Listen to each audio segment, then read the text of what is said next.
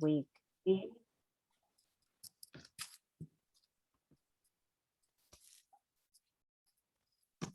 We're live. Well, welcome everyone. Bienvenidos. You have joined us here today for Cultivating Voices live poetry. And this Sunday, it's our final reading of the month of July with our new books showcase, featuring today 3 poets whose books have come out during this past year, or just on the cusp of being available during the pandemic, when those in-person readings are still a little hard to get to.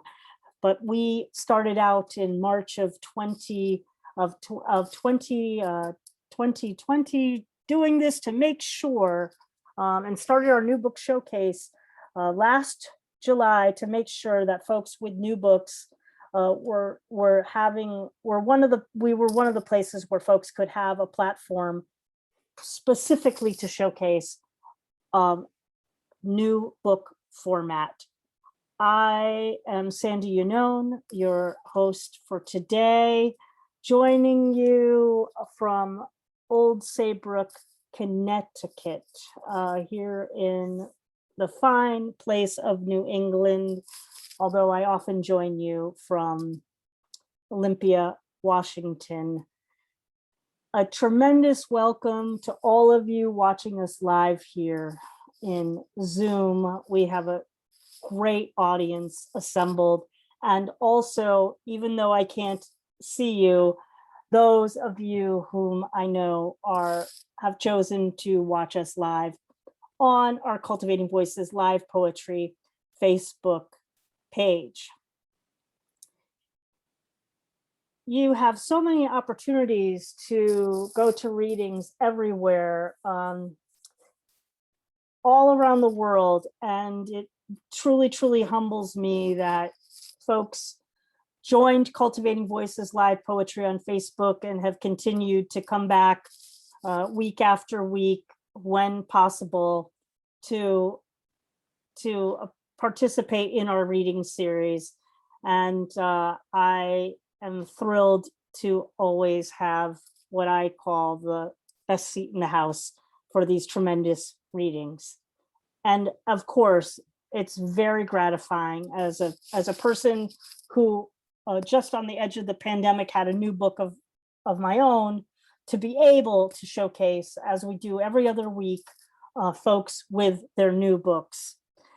It's not very easy to launch a book during the pandemic, although I have seen some just amazing examples of folks being very entrepreneurial in doing that. So I'm particularly grateful to be able to be a small part of these book launches for folks, and always with an enthusiastic audience. And of course, I hope all of you in the audience today will consider purchasing at least one collection if your resources allow, if not all 3 of the new books, and maybe even some of books that preceded the new books today. We have the chat live in Facebook. We have the chat live here in Zoom. So please send love to the readers during the reading. Well, our 3 readers today are Mary Gilliland, Tamara Sellman, and Max Vandersteen. I'll be introducing each of them individually as they read, and here we go. First up today is Mary Gilliland, whose award-winning collection is The Ruined Walled Castle Garden, that came out in 2020. Recent poems of Mary's and her commentary have also appeared in The Fiddlehead, Matter, Stand, Tab, and Vallum, and her work has been anthologized in Nuclear Impact, Broken Atoms in Our Hands, in the and Now Awards, the Best Innovative Writing, and is forthcoming in The Wild Gods. Mary's honors have included the Ann Stafford and Pablo Neruda Poetry Prizes and a Stanley Kunitz Fellowship from the Fine Arts Work Center in Provincetown, Massachusetts. And I always, I love when I get to interact with poets that I actually attend readings with periodically. So it's very, very heartening to be able to finally have Mary as one of our featured readers today here on Cultivating Voices Live Poetry. Thanks for being with us, Mary. Thank you. Thank you, Sandy, for that wonderful introduction. And also I want to thank you for opening the Cultivating Voices umbrella for me. You see, folks, I'm on Twitter. I don't use Facebook. And so by special dispensation, I access this group through another poet, Peter Fortunato. So thank you, Peter. I've completed an atomic elegy excerpted in anthologies that Sandy mentioned. And I'll begin with a brief passage that occurs about halfway through this book-length manuscript. One of my readers has called it a poem of quirkiness, outrage, underlying anxiety, and many voices, apt for talking statues, news clips, and exclamations of the deceased. This elegy is set against the radiance of the high desert Southwest. It has rooms for Marie Curie, the Radium Girls, Los Alamos, and Fukushima. The poem also celebrates and mourns a character I have named Freddie.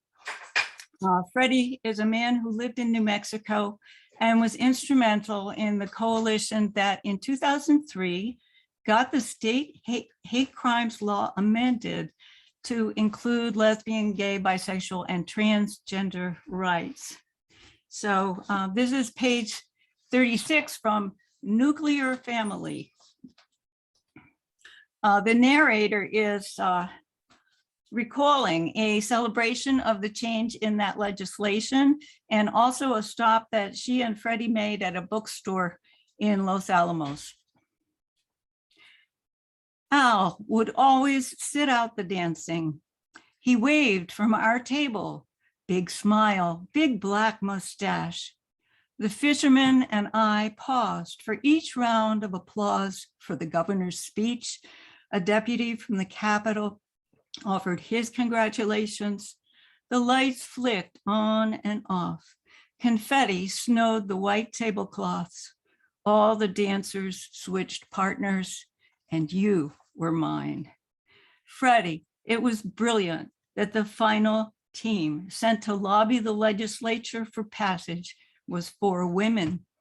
You'd said the hardest part, years, not months, was convincing all the GLB and allied groups across the state. In those days, the L's let you G's had the acronym, that the coalition had to add trans. In good time, Freddie, sitting in my museum, I remember while we stirred his coagulated cappuccino, the bookstore owner sprang to life, fire alarm like the bell at end of school day, but louder, unceasing. Mr. Bookstore had been telling his troubles with the T word, and there was that sideways push you could do with closed lips to make a dimple in your cheek. That little roll of your eyes, tell no one, but we know. In this brief shining moment of New Mexico, the only state in the union to have both hate crimes law and non-discrimination law include transgender people.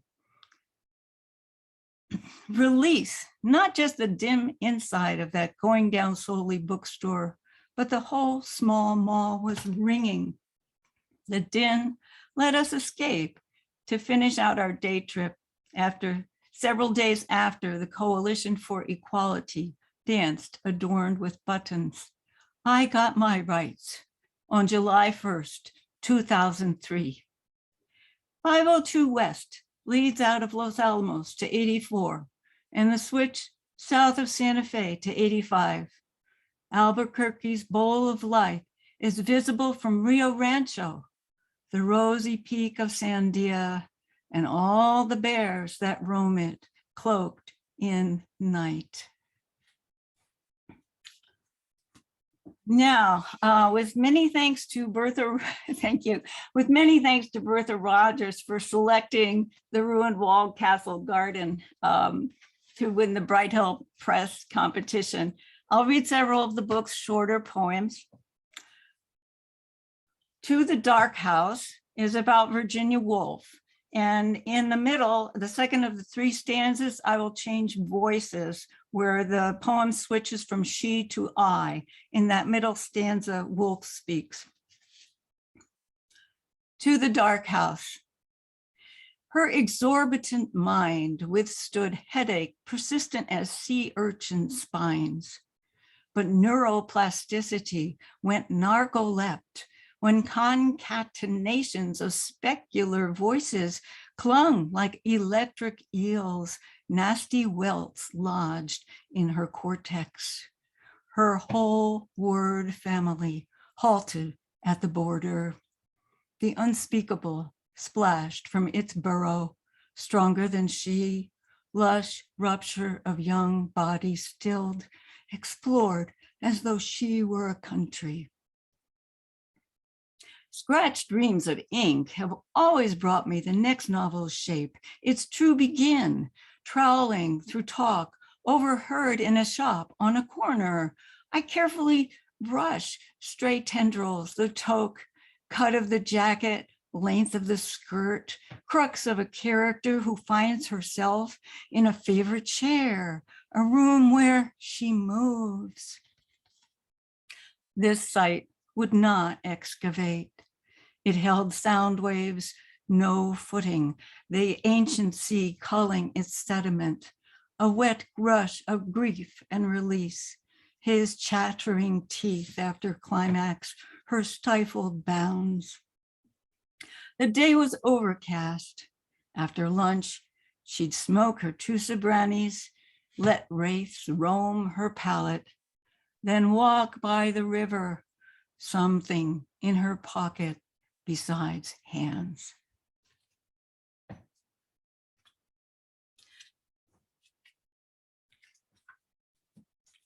Next poem is for our climate. Is a transcendently beautiful place not to be ours?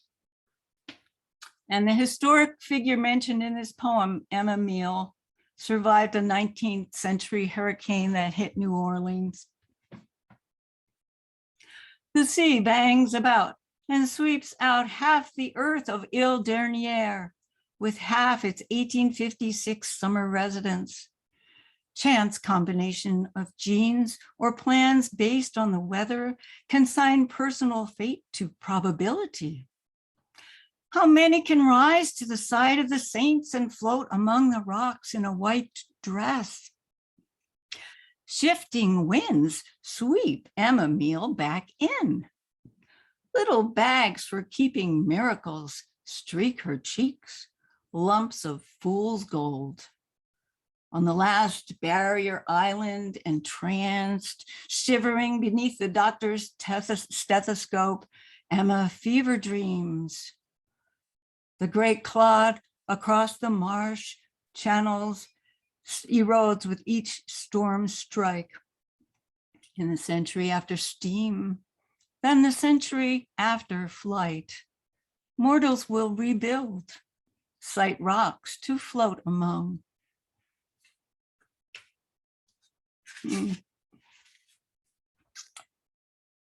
Infinitives.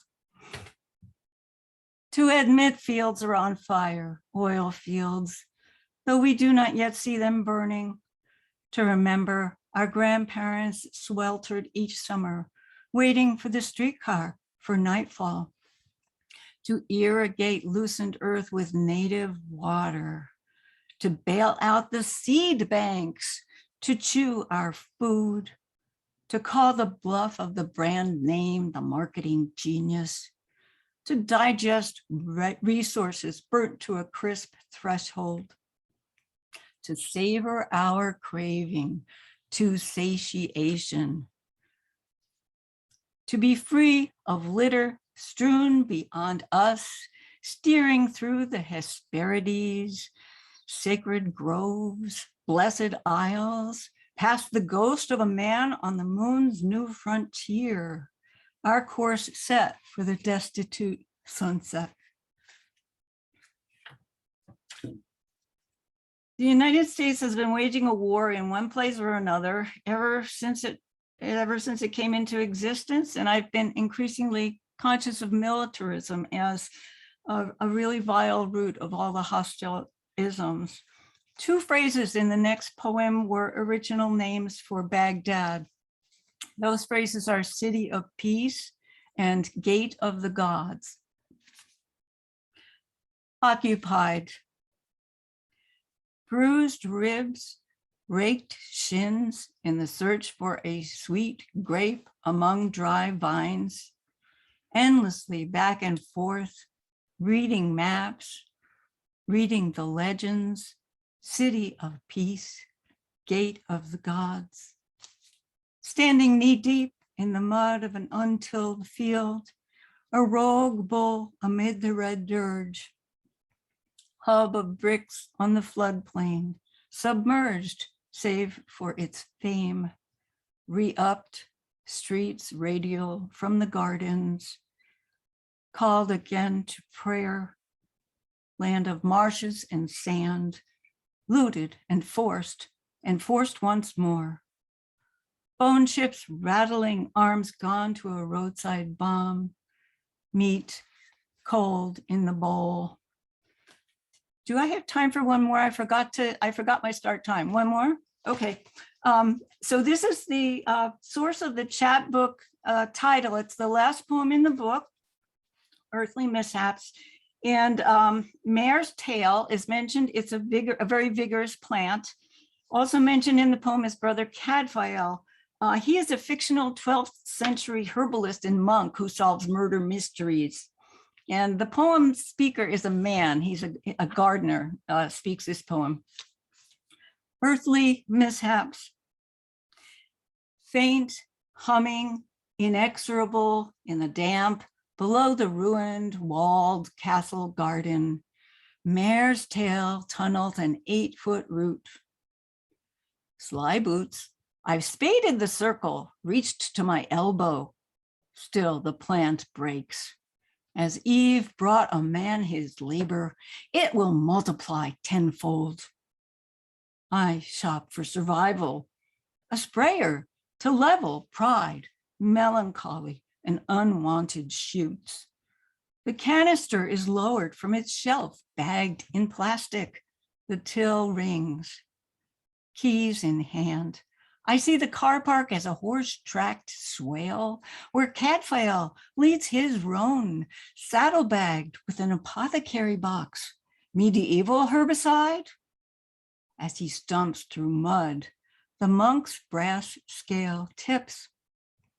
One pan sways with the bitterness of interrupted life. The other, Eve's radical helplessness. So I'd love to email with anybody who'd like to contact me through my website, and thank you all for listening. Thank you so much, Mary. You've been hearing from Mary Gilliland reading from The Ruined Wall Castle Garden. And what a really exquisite range of poetry coming from different places of consciousness, raising consciousness. I mean, I marvel at the poet that can take us to those many places in in a lyrical way, because I tend to have a one-track mind in my poetry. So I really, really, really appreciate when I get to hear about not LGBTQ rights through poetry, the Anthropocene, these are the nuclear issues of nuclear threat, all this vast range of things, from one individual whose eyes are wide open to the world and sharing that sense of urgency around humanity with us. Thank you, Mary. What a pleasure to have you finally reading with us. And I hope you will be back soon. And of course, thank you to Bertha Rogers as well. Great to have you. Well, next, I mentioned earlier that I sometimes meet poets who are like, they know all about promotion, like in the best way of how to merge the business of writing poetry with the business of bringing poetry to platforms. And when I had the chance to go to Tamara's launch, I marveled at the way that you presented your work, but also brought the audience into your work and have found these really unique ways to let people know about your very important collection that we'll be featuring today, Intention Tremor, and how you also have been using your poetry to promote change, social justice, and educate with, again, profound poetry with some very serious intention. And so I so much respect what you do. Let me share the formal biography with you all. Tamara Sellman wrote her memoir, Intention Tremor, which is a hybrid collection of prose and poetry forms, in the 5 years that followed her diagnosis of multiple sclerosis. Dozens of her poems, short stories, essays, and other writings have been published or anthologized since the mid-1990s. She's won several awards.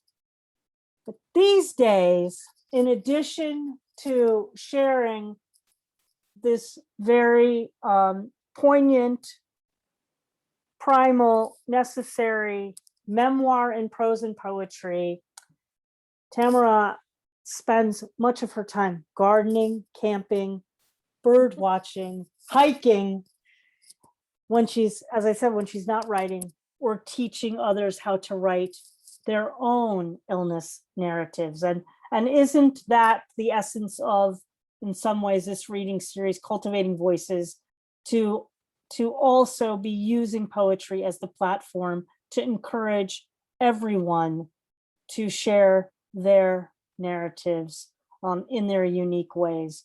It is a real pleasure to have you with us today and to welcome you to the program, even particularly because I've had the chance to see you read a number of times and always appreciate it. But I really am grateful to have you here on Cultivating Voices. Thanks for coming. Oh, thank you so much. I'm so humbled. I almost wanted to start crying. I have to say that you have been really great about coming, and you're a fantastic reader in a Zoom environment. Not everybody is. It's hard. And it's just, I just love it when your face is there, because I know you're listening and you're just, you're giving me the feedback that what I wrote matters and that it's getting through. And that's what we all want to do. That's all we want to do. I don't want to write a book that just sits on a shelf. I want people to read it. So I'm really humbled and privileged and honored to even be in this series. Thank you so much for having me. Here's a copy of my book. This is what it looks like. And thank you. And it came out in January.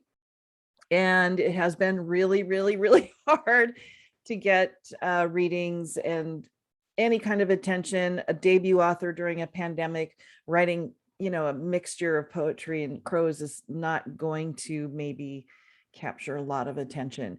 But I have to say that I wrote this book to raise awareness, to educate people. It's what I do for a living during the day as a writer.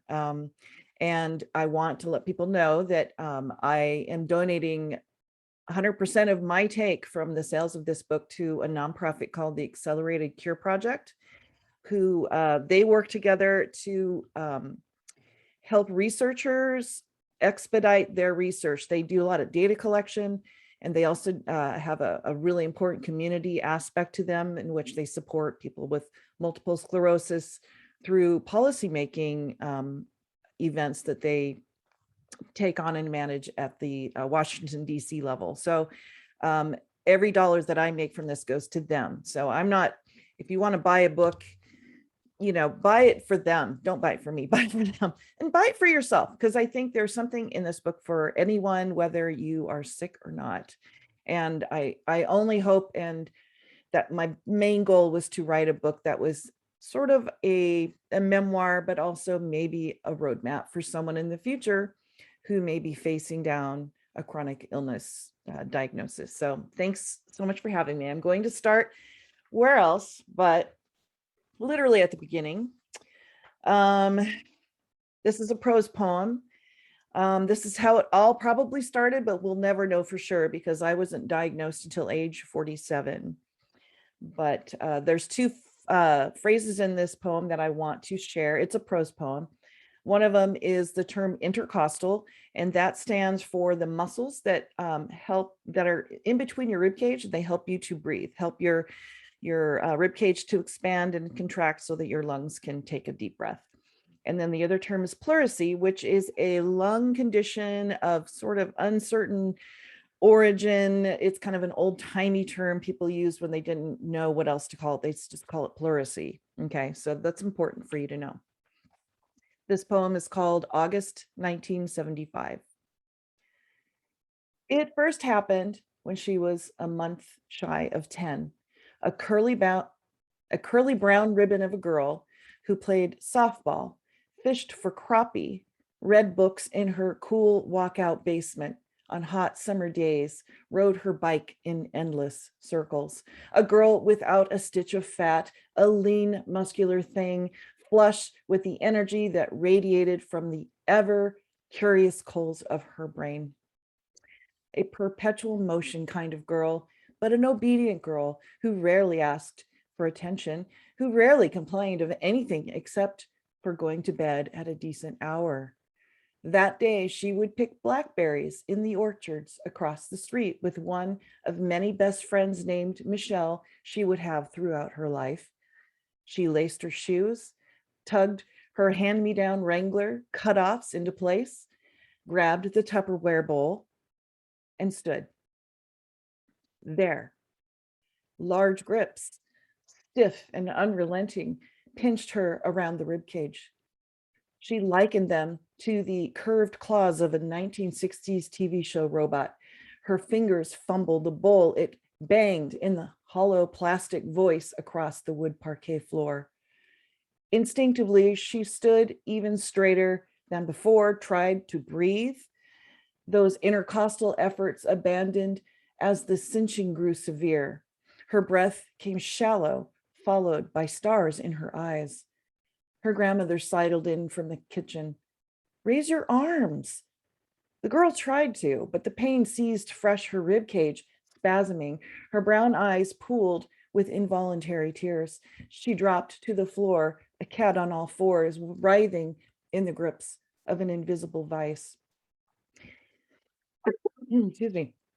As quickly as it had stormed her body, the seizure released. She heaved, young lungs refreshing, tears dropping like rain to dot the squares of yellowed wood around her star-shaped hands. Her mother walked in then, concern in her eyes. Just a touch of pleurisy, her grandmother said.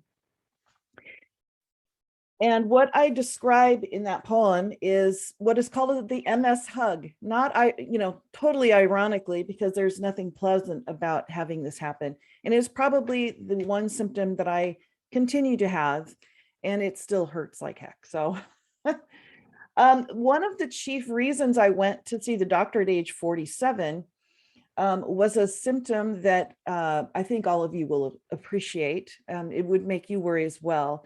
I couldn't read one day. I went back to school at age 47 to study sleep medicine or sleep technology. And I cracked open this giant sleep medicine tome and I sat down and I couldn't read. I could see the letters and the words and the pictures and everything, but I couldn't read.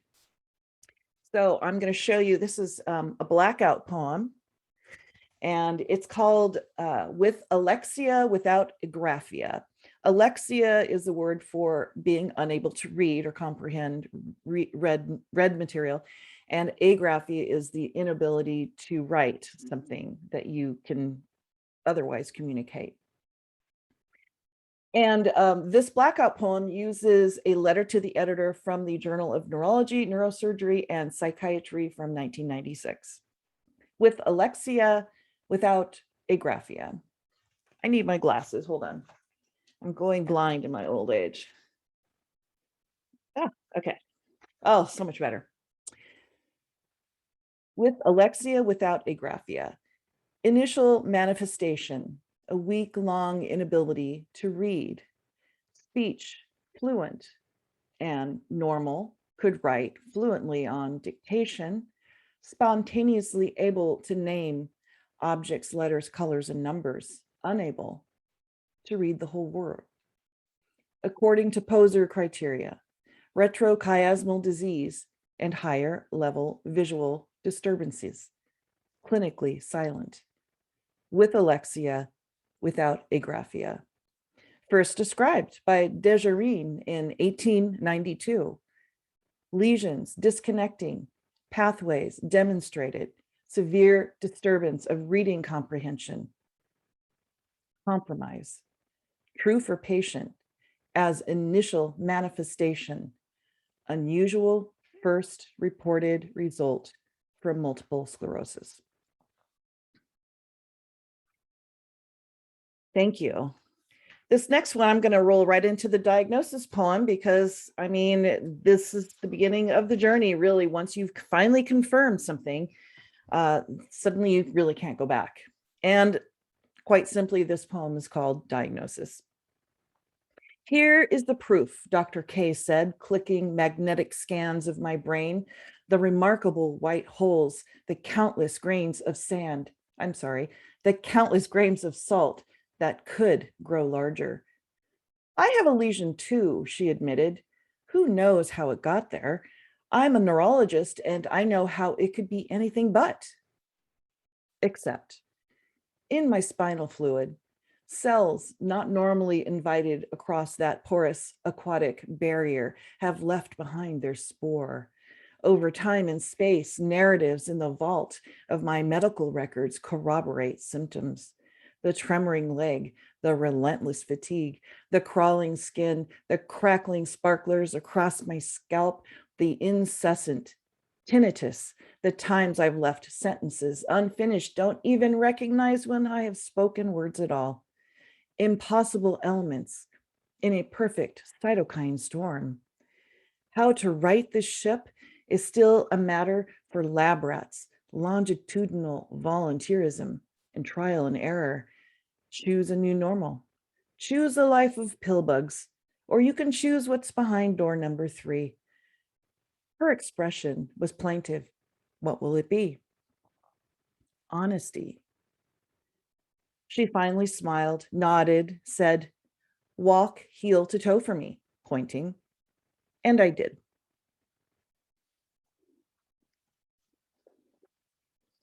Okay, so I'm going to just read this one because it's just so much fun to read and everybody can relate whether you're sick or not.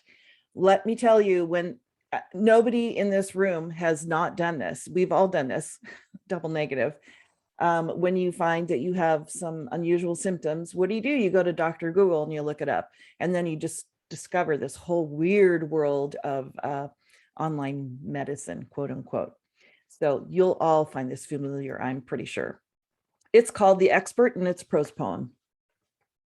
The expert sits online, overstimulated by blue spectrum light, scouring for evidence, though all he understands is purely anecdotal.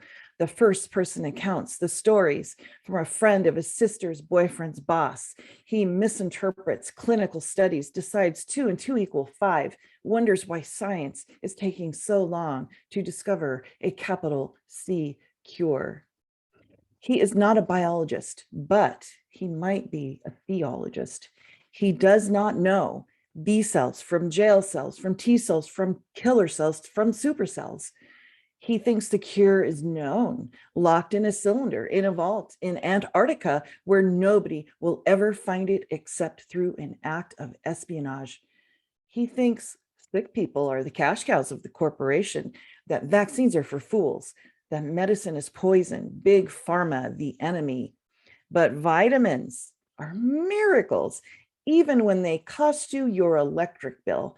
And if you drank special water, ate special diets, performed special yoga poses, the gut biome would reverse itself and eliminate your dis-ease. Our web evangelizer believes you will fall for his friendly profile picture, the posts about his dogs, his misspelled words, and conspiracy theories posted at hours when only insomniacs breed. Who knows who he really is? To be sure, we could all stand to look in the mirror to see who we are and who we are not. It's been a minute with this online, craziness, hasn't it? So about 3 years after my diagnosis, it took me about that many years to kind of just deal, to get through all the stages of grief, because that's really what you do. And along the way, there are lots of things you pick up. And one of them is this term MS warrior, which I've always found really strange. We are not superheroes, and neither are we just, woe is me, pathetic human beings. In fact, we're somewhere in the middle. And I recently watched the movie Crip Camp, and I really found it interesting that they always kept coming back to just treat us like human beings, right? People who are disabled, have illness, so forth and so on. I found it oddly ironic that the major disability rights activist that was in the spotlight for the Crip Camp movie her name is Judy Heumann.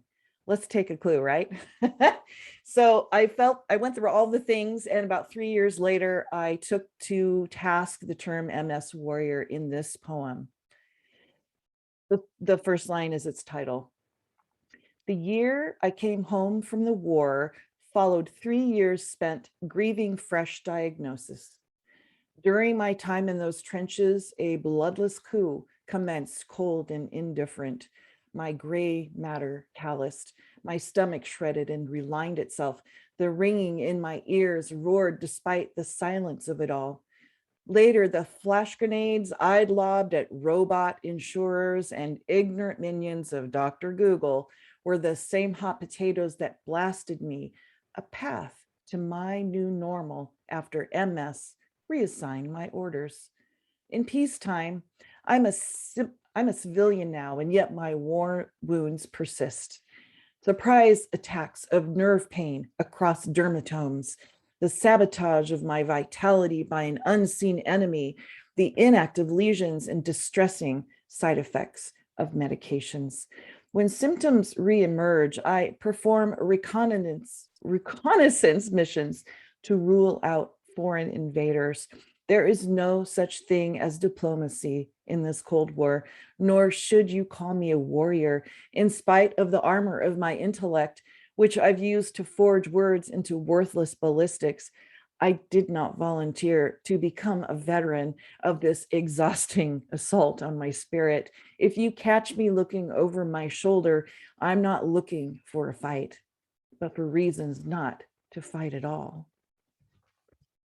All right, and I have one more quick one because I do have a sense of humor, and that's the way you get through things in the world, whether it's a chronic illness or you lost your job or a pandemic or all of these things, right? You got to laugh. And so here is my new normal, a picture of that, a day in my life.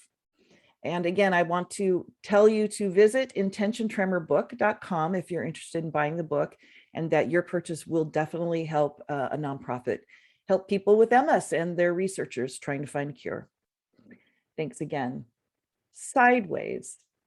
Yesterday, I woke up sideways. Descending the stairs, I used the railings without white knuckles. I don't fear new adventures anymore. My eyes cocked 45 degrees left of center, even when the crown of my head pointed straight up to the chakra constellations that orbit there, invisible. Do my eyes look funny? I asked him. He shook his head. Is my mouth drooping? He answered no. Am I walking a straight line? My eyes at slant noted the floor, found no evidence of ersatz gravity, which I assumed would be the natural outcome of life on the diagonal. You look fine to me, he said. So I sat at my desk and got to work on deadlines. Thank you again so much for listening and for being here. It's been my pleasure to read today.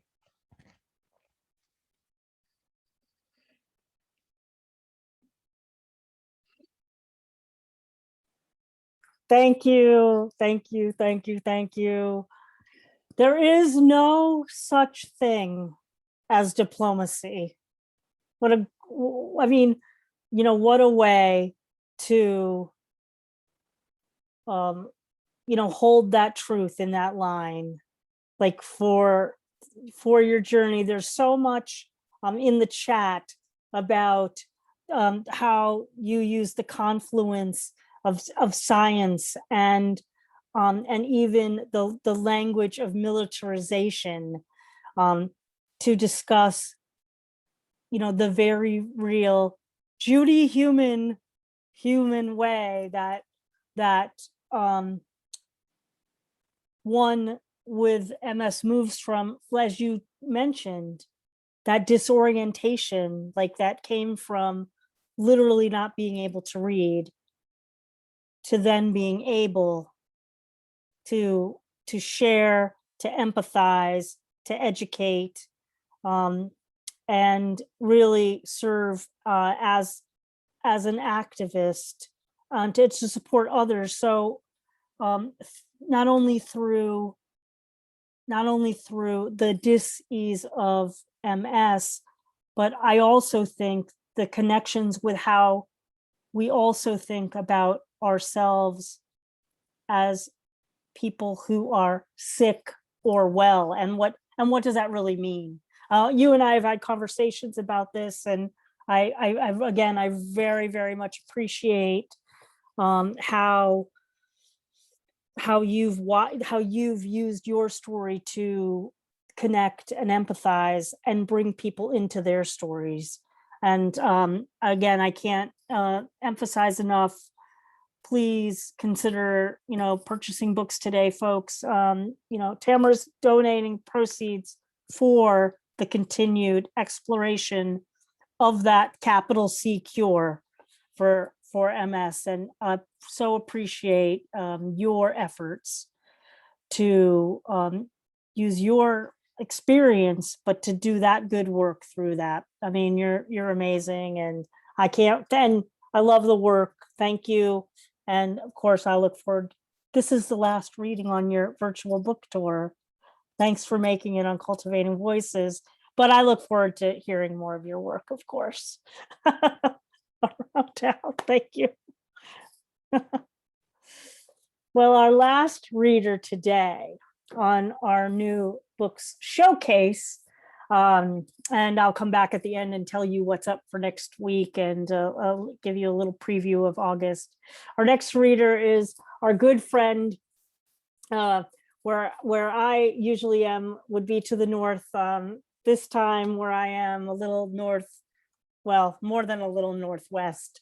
Our good friend up in Edmonton, Canada, that great province of Alberta, Max Vandersteen, whom you've heard read on the open mic here on Cultivating Voices on different times and our different reading platforms.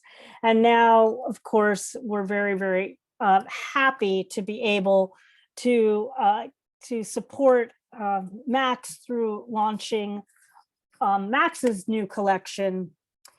And it's always a great pleasure to hear your voice and have your voice be among the voices that we have here on Cultivating Voices live poetry. Well, Max Vandersteen took up writing poetry when he retired from a career in pipe fitting. And those of you who were with us for our May Day reading, Max shared a really amazing set that spoke to that career of his and the labor that he did as that pipe fitter. He writes about, in addition to working class and labor issues, about social justice, including the personal and global consequences of work in the petrochemical industrial field. And Max is the vice president of the board for the Edmonton Stroll of Poets, which is the Edmonton affiliate manager for the Ontario Poetry Society, otherwise known as TOPS, and a member of Parkland Poets based in Stony Plain, Alberta. So you can, Max is well-versed in also hosting reading series, and you have many opportunities. I encourage you to go in a different direction and head to Canada for either the Stroll of Poets or the Parkland Poets series. They're really, really great series to attend. Max's latest book is Work of Words from Beret Days Press, and he also has published The Iguanas of El Rey in 2013 and Fair Play in 2016, both with Ex Libris. Feel free to contact Max. You'll see in the chat how to contact him to get a copy of Work of Words, because it's just not quite out with the publisher yet, as far as I understand, but Max has copies, and please join me in welcoming Max Vandersteen. Thank you so much for that introduction and your warm welcome, Sandy. It's a pleasure to be here and follow Mary and Tamara and all the great voices that have been here week after week on Cultivating Voices. And as you did read in my bio, I am a retired pipe fitter and did decide to try and give back a little and write about social justice and in a new field that's emerging, petropoetics, I shall call it, I guess. It's in my book, Work of Words, a lot of poetry about my experiences in the petrochemical industry and some of the consequences personally and globally of that industry. So I'd like to start out with a poem, a little bit about my introduction into pipe fitting. It's called Hear Me Out. I chanced to join the fitting racket that sounded just a tad too good to be true. I drew a slip for 7/10s, day shifts at Suncor for more than just a worthwhile debut. Howling gears of a crewman transport bus, grinding slow and loud down the gravel hill, descends us new hires into their bunkers, a buzz with plant hum, although tranquil still. Trauma of the clamor, part of induction to professions practiced in resonance. Careers carried out in cacophony, earning sustenance despite the dissonance. The hubbub of the job proved more a hoopla as the light and dark hours of the day roared by crews either working or sleeping while the audible ruckus was ignored. 28 straight shifts in that deafening din, laboring through the blare that's always there, clanging, banging, and strangling the senses until one becomes sense scarcely aware. During these years of a raucous career, I lived fast and loud in a young man's space. With age toning down the drowning sounds, my world becomes a quieter place. Mm, mm, mm. So a few poems I'd like to read here about some of the experiences within that industrial setting. This first one is called Instrumental Machines, and it's about working on a night shift where there's not a lot of people around, and it's a little different kind of eerie world. Instrumental machines. Working the wee hours of plant operation, ambivalent serenity conceals the presence of non-evident motion and an obscure orchestra, most surreal. Night shift quiet is subtly amplified by a descanting heart-beating rhythm, yet muffled by the plugs in my ears in industrial plaintive composition.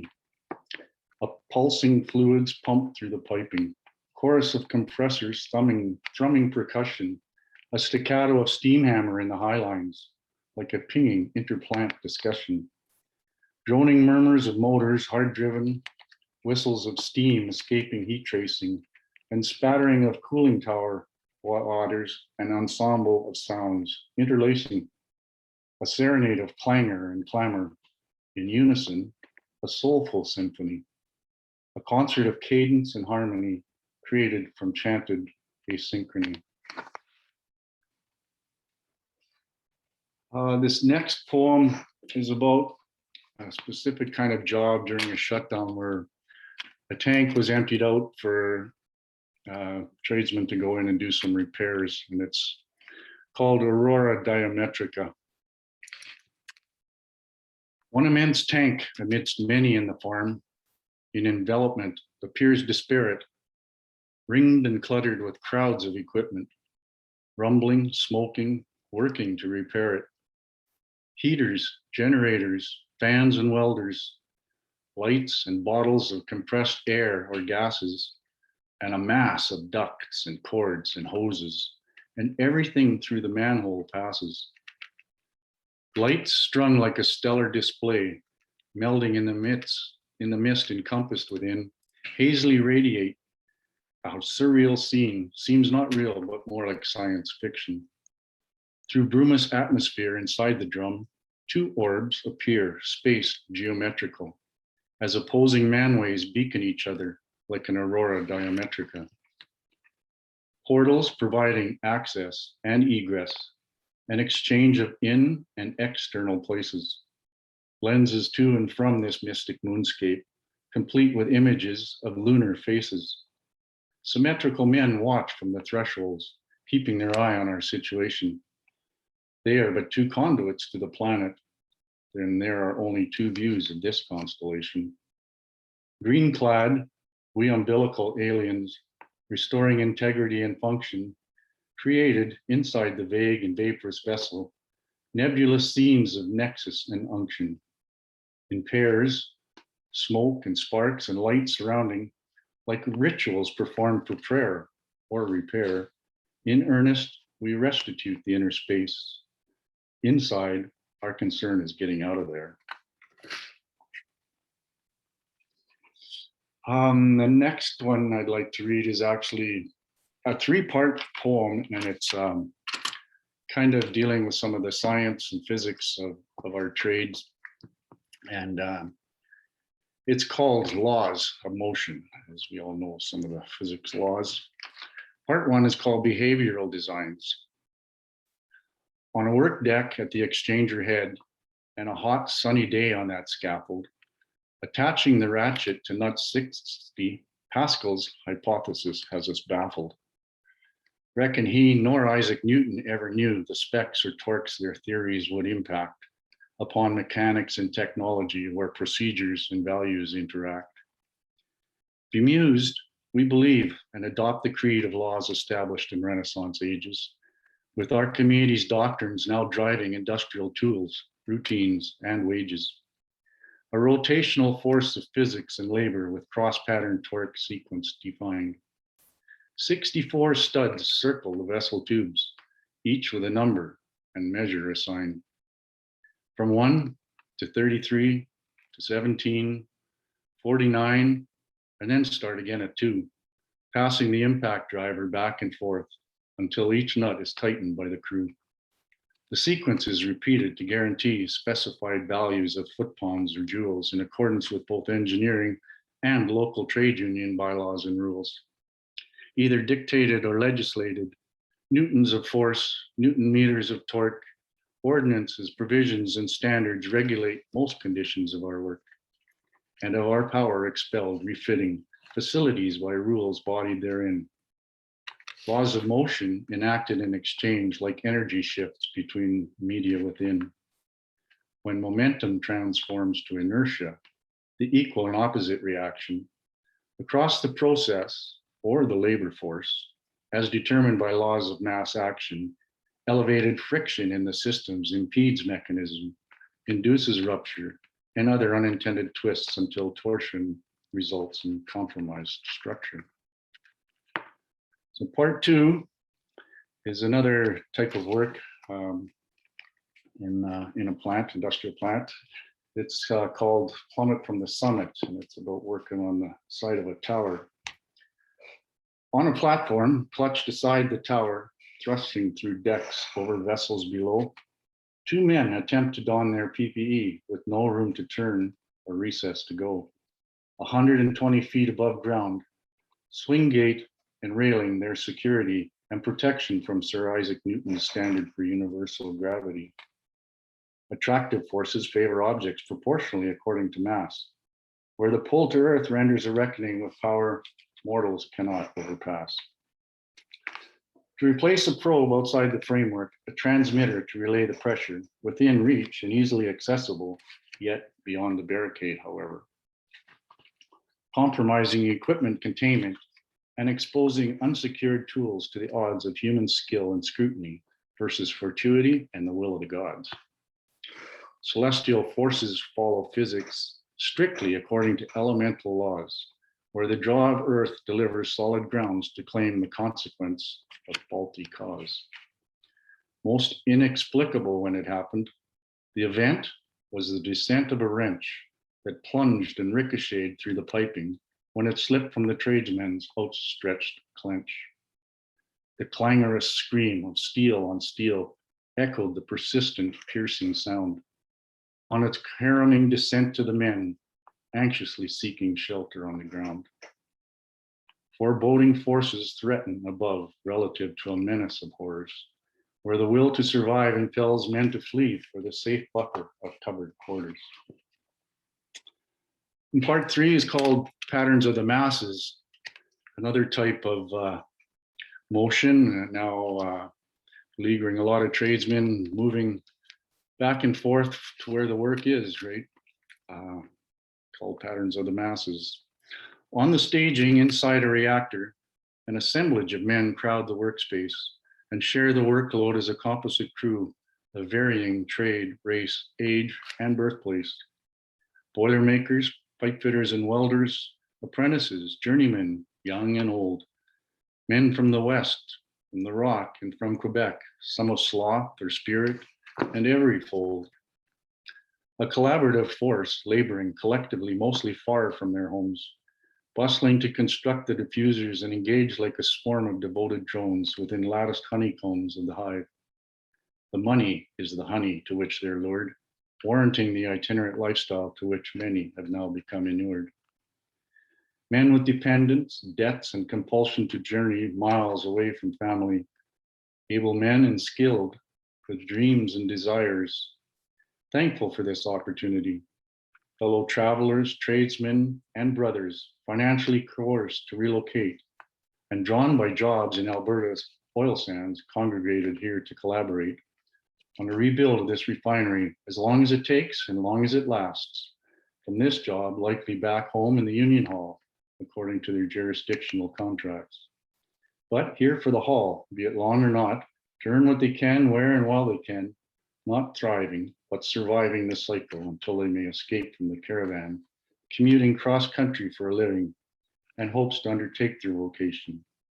Forces of economic enticement today have modified the equation instituted through science and physics and appended workplace laws of motion to integrate a contingent impact moving masses through laws of migration. So as said, a lot of time at work is spent away from home and family. And I'd like to share a couple of poems. I'd like to share lots of poems, but I'd like to share a couple of poems here that deal with that issue of being away from home from a personal point of view. One is called, the first one here is called The Night Before. It's night before preparing to leave for a couple of weeks of work. The night before the transit will leave, whether I'm on it or not, my steel-toed boots, woolen socks, deerskin gloves, and 2 alarm clocks, whether I'll need them or not, mostly fill the smudgy satchel, positioned steady against the back porch door, ready, like a transverse sentry, barring both exit or entry, whether I get up or not. The fright before the transfer will come, whether I will it or not.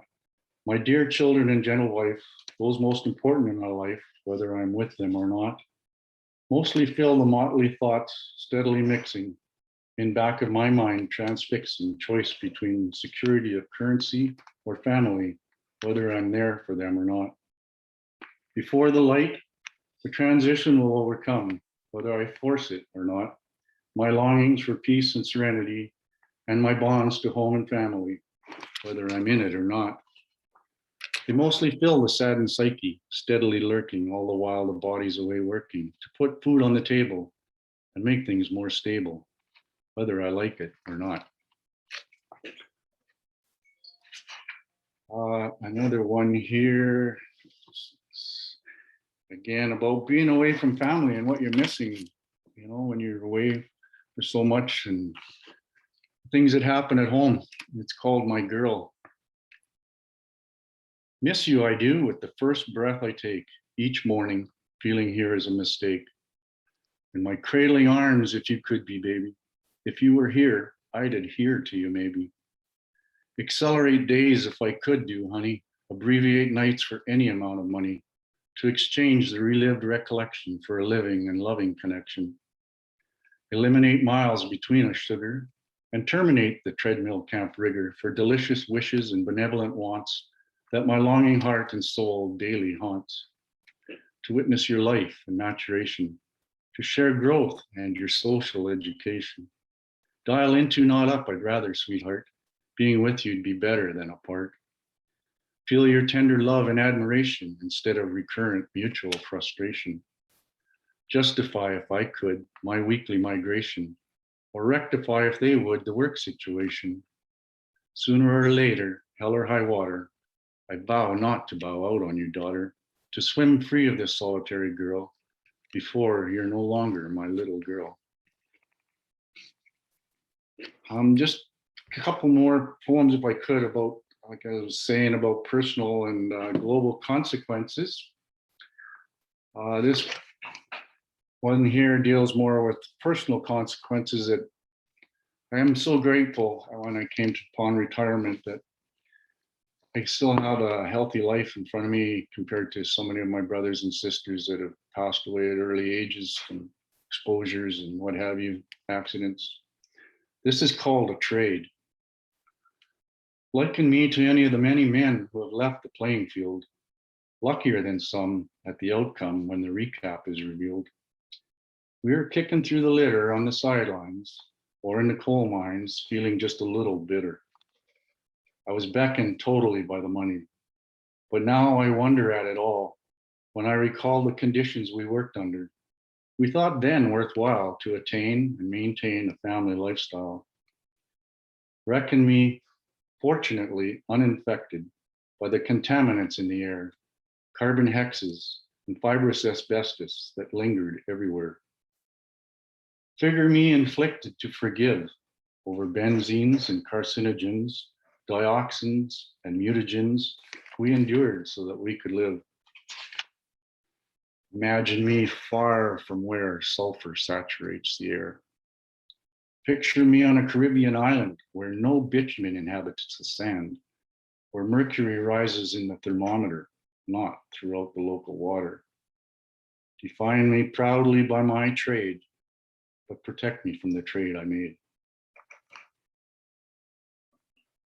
And one more, just a short one about some of the effects, the lingering effects of all these refineries in our landscape and the legacy they leave. Poems called Landmarks. Transient, those boundaries of the refinery, ever reclaimed at the perimeter by bears, ravens, choking vegetation, and erosive forces grown of nature. An impermanent emblem is assembled upon a legacy of fossils yields, destined to join the fossilized legacies of pyramids, plantations, and battlefields. Chronically attacked from within and out, there is no security in pretense or fences. Justice threatened, the culture bound therein, there is no sure welfare in unions or pensions. Paraffin wax, coyote tracks, and clawbacks suggest a retrogressive admixture. Wolves, moguls, wildcats, and plutocrats compromise a convoluted picture. From parameters, but semi-established, with a collective commonly agreed to, comes fight, flight, hide from sight, in a cycle often afflicted with corporate greed too. Pipes and beams seed, just as the blocks, steels, and trenches. Once kings, poles, or boards conflict the systems, collapse and ruin are the historical victims, nature and labor, the ethical victims. Thank you so much for listening, and look forward to being back next week. Thanks. Thank you so much, Max. The new book is The Work of Words. And of course, you'll see in the chat so much discussed about how you're able to, intersect that dialogue of even the laws of motion and Sir Isaac Newton, and the use of rhyme and taking the work of words and really also discussing the words of work. And as you said, the consequences of that, the human consequences and the toll on the planet.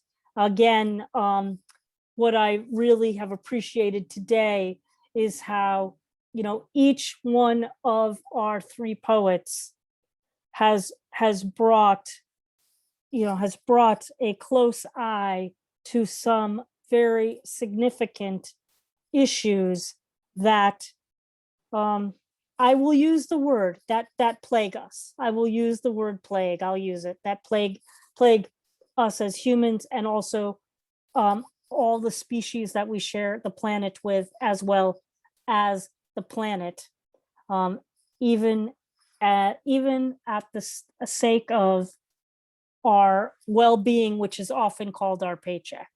So I thank you, all three of you, for the ways that you have illuminated your unique positionality in the world and your story, but broadened it to connect us to issues that affect each of us, even though we are not inside the specific story that you've lived within. Folks, you've heard today on our new book showcase the poetry of Mary Gilliland, Tamara Sellman, and Max Vandersteen. And before I close us out with a few announcements, how about we unmute and share our appreciation with some applause and hoots and hollers for our three readers today. Thank you all for being with us. Great stuff. And what the power of poetry can let no one ever say that poetry and social justice and social issues should never meet. They always need to meet. The personal is always political. and the political is deeply, deeply personal. And we had that exemplified today. Well, I'm going to tell you a little bit about a few of our readings that are coming up in August. But before we did that, while I'm sharing this, this is a great time if you want to put anything in the chat about upcoming readings that you have or any announcements, feel free to type those in the chat.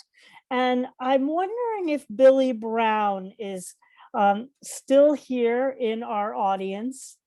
I would love it if Billy would unmute and share with our audience a special event that is coming up this Thursday that he will be hosting, that myself and John Roach of Cactus Reading Series and Bill Nevins, we've been collaborating with Billy of the Fixed and Free Reading Series in Albuquerque on behalf of our very, very dear friend, Amit Dahiyabacha. Billy, are you here, and would you be willing to share a little bit about what we're up to this upcoming Thursday? Yes. Thank you very much, Sandra. And I see that Amit is with us. Greetings to my brother Amit in Delhi. Yes, we're going to have, I believe at this point, we have 32 poets, many of whom are well known across the country and from other countries as well, who will read in honor of and in support of our dear friend Amit. And we will be encouraging people to donate funds to help Amit with his medical equipment and treatment needs. And I will, at the beginning of this reading, I put an item in the chat, but I'll repeat it. And so you may contact me if you wish to get more information about this. And as I understand it, Sandra, you'll also be posting something in Cultivating Voices Live. Is that correct? We sure will be we'll be putting information about how folks can join the reading this upcoming Thursday, which is going to be 6:30 to 8:30 Mountain Time here in the Northern Hemisphere. 6:30 to 8:30 Mountain Time will be that would be 5:30 Pacific. That will be 7:30 Central, and on the East Coast, folks, you'll be joining from 9:30 to 11:30, and I'd have to do a little bit in the math of my head overseas, but we'll have all those time zones available so folks can join us. And we do have folks joining us from time zones that are not necessarily favorable to them, but because this is truly a lot of the poets reading are from New Mexico. That's where John and Bill and Billy do their good work. But we're bringing some other poets in from around the world to support in this support of our dear brother, as you said. So thank you, Billy, for all your work putting this together. And of course, we look forward to hearing Amit's reading on Thursday as well. We love you, and we're really happy to be able to do this together. And I'll be posting information on Cultivating Voices Live Poetry to let you all know how you can join the reading and send support to support Amit's well-being and good health. I want to add that among those people who are here now, of course, Amit will be reading approximately 20 minutes. So as he said in a poem that he posted earlier, he'll be reading his heart out. And Sandra will also be reading, and Don Krieger will be reading. And I'm not sure if anyone else Kim Ports is reading. Kim's here. I'm trying to see who else is in the room, but yeah, number of people. Mary Owishi will be joining from Poet Laureate of Albuquerque, and yeah, a lot of folks. Fergus Hogan, Angela Driven, a number of people. So we're grateful for all the folks who have signed on from all the different reading series to read. And thank you, Billy. And Okay. I mean, of course, Great. We'll see you on Thursday. Thanks for your good work and stay strong. Stay strong, my brother. We'll see you on Thursday. Okay, well, friends, you are here today. Again, I hope you can join us on Thursday. We'll be posting on how you can participate in supporting Amit's getting that, that's called an oxygenator for his breathing, and we're really happy to support. If you don't know, Amit's done work with, has done some pretty considerable work in India, and he'll talk about that on Thursday, or he might not, but I want to let you know that he's devoted much of his life to saving the tiger and has raised over $500,000 for poetry to do that. So that the least that we can do is raise some funds to support his breathing and well-being. Well, join us back here next Sunday for our first reading of August. It's a throwback to our original format, and we're calling it the Wild Card Open Mic. The Wild Card Open Mic, 12 of you will sign up in Zoom as we're gathering as an audience, 6 minutes apiece. So a 6-minute set for 12 of you. And we'll have just we'll see what the poetry gods and goddesses bring us in that 12-star constellation for our Wild Card Open Mic next week. I hope many of you will come join us and try to sign up to read. But what a thing it'll be to hear the 12 poets, whomever they will be, that will come and join us next week. And we are back on Sunday, August 8th, with our first new book showcase of the month of August, with Julie Marie Wade, Alice Petway, and Lilo Way, another trio of poets for your good listening. Again, I hope you will join us on Thursday evening. That's going to be, again, 6:30 Mountain. That's 7:30. That's 7:30. That's 7:30 Central.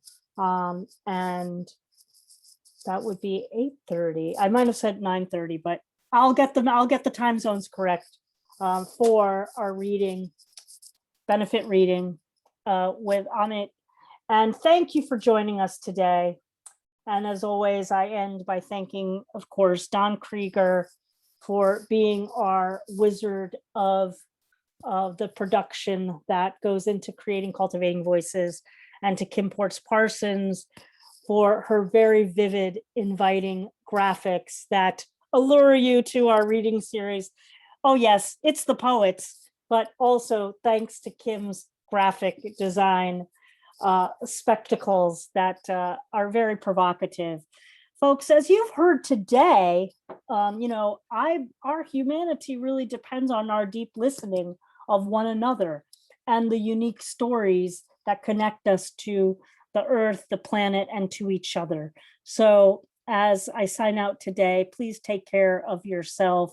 Please take care of your beloveds. Please continue to take care of the planet. And of course, a great way to do that is to keep writing. I'm Sandy, and I'm your host, Cultivating Voices Live Poetry. We'll see you next Sunday. I will stay on for a few minutes today. If any, we'll keep the room open just for about maybe 10 minutes if anybody wants to chat with each other. Thanks so much, everybody. Have a great week.